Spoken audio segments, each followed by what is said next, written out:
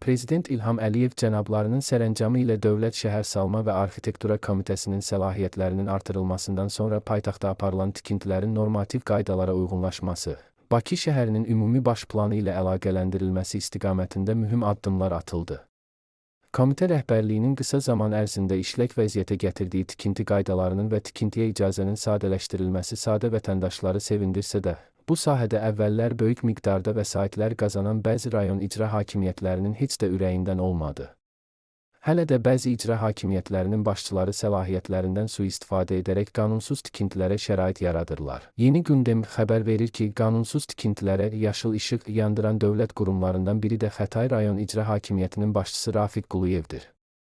Rafiq Quluyevin qayğısı ilə inşa edilən qanunsuz tikintilərdən biri də Xətai rayonu General Səməd bəy Mehmandarov 520 ünvanındadır. Rafiq Quluyev özünə məxsus olan qanunsuz tikintiyə icazə verib. Fövqəladə Hallar Nazirliyinin Kəmaləddin Heydərovu kimlər və necə aldadır?